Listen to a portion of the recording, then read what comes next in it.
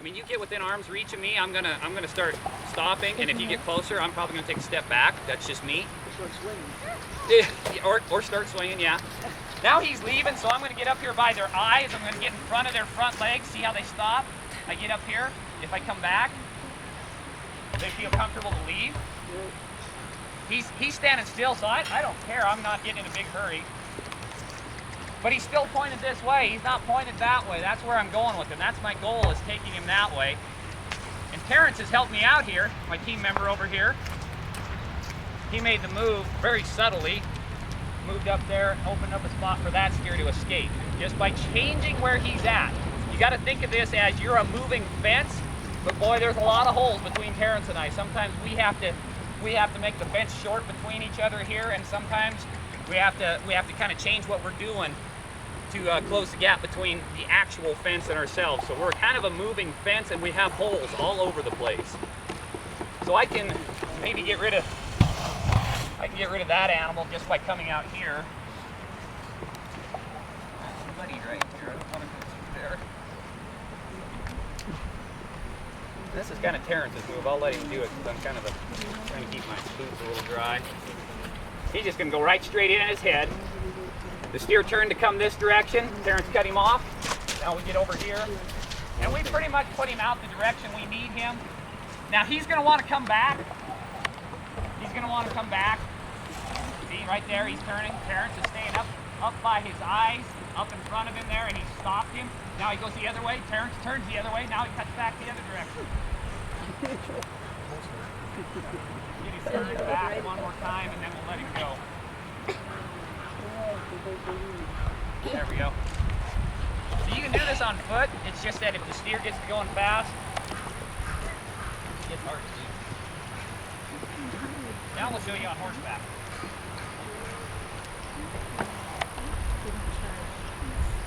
Any questions about what you just saw as far as, did that make any sense to you?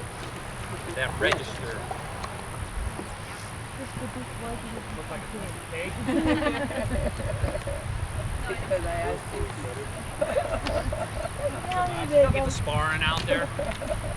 These guys don't really care. There's a bunch of steers there. I mean, they'll get to messing around, poking each other with their horn. Just doing normal cow things.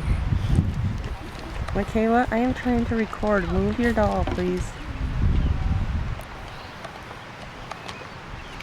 You notice the other members of our team here, they were holding herd down here while we didn't necessarily zero in and get the blinders on and we're gonna pursue this steer to his death. We let everything else escape more or less and just held him. Did anybody notice that? We didn't necessarily pursue him heavily. We let him sort himself. Every time he tried to escape this way, we just blocked him. That's all we did, is we just simply blocked him there and let everything kind of drift back.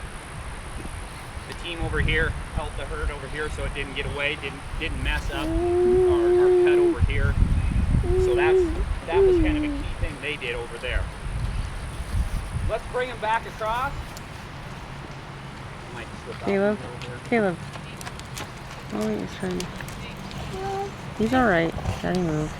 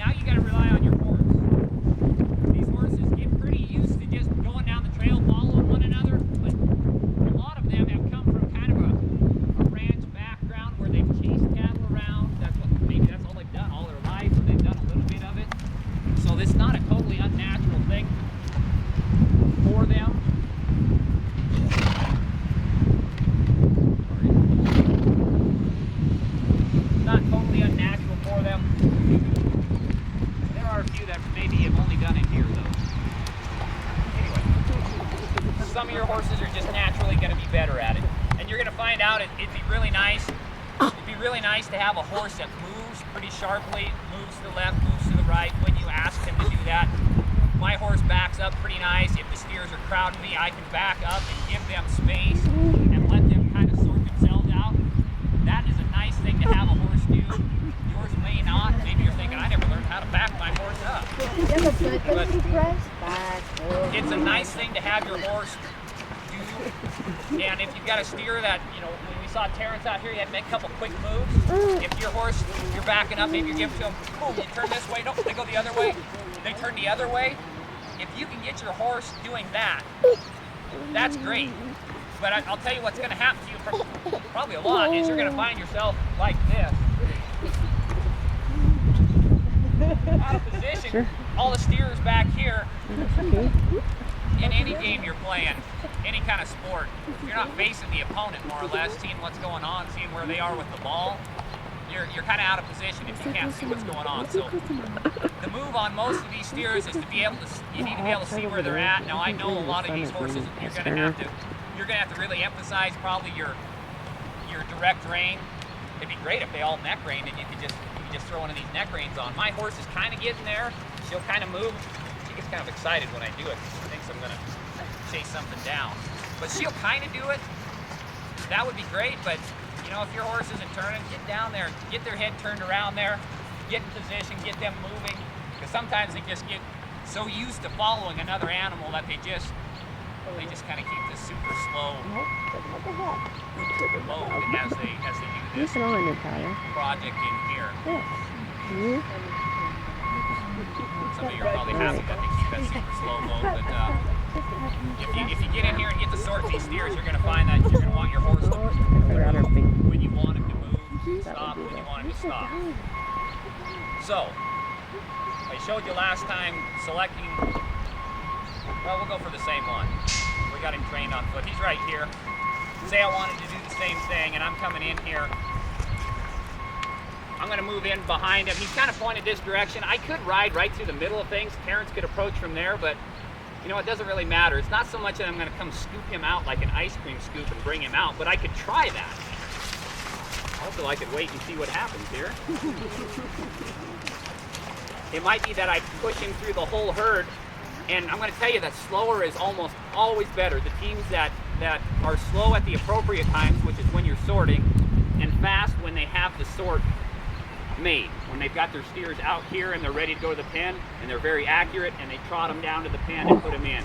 Those are the teams that win. The ones that come in here and they just go, woo, we're going through here and we're sorting, those are the ones that end up with penalties. They end up with just chasing steers everywhere, and pretty quick I'm going, okay, slow down, slow down. So there's something to kind of coming in a little bit relaxed, stopping a lot, waiting. We'll see what happens here. Once again, these steers, I don't care about the rest of them. Now, if I was to pair, say I'm going to try and get him with this other number 2, I am not going to let the other number 2 escape. If I'm going to pair him up, I stop pursuing him and I come over here. A lot of teams get this. I try to get them to see that. Don't get the tunnel vision. They get one steer in their sights and that's all they can see. But I'm going to try and keep my eyes open. I'm going to watch both of them. I'm going to sneak in here. Terrence is over watching the line. Now, if I keep pushing here, I will push all these horses or all these steers across the line. I'll explain the line here in a little bit. So I'm going to back off, or Terrence is going to probably yell at me, or he's going to be like, well, whatever. You're not paying attention. So I'm going to come in here at this steer. And anything that wants to go this way that is other than our number 2, Terrence makes a move. He stops our other number 2 up here. We don't care about the rest of them. I'm going to move over. Nope, that's the wrong one. He made a move. We made a move on him. We send him back. I'm going to try and get him to turn that way. Terrence is going to move, see if he can get that one to go. Okay, we still have him. That's all right. He goes out that way. Let's keep an eye on him so he doesn't come back. Notice he wants to come back immediately. And the rest of my team is out here watching. Terrence is going to go ahead and get the other red one.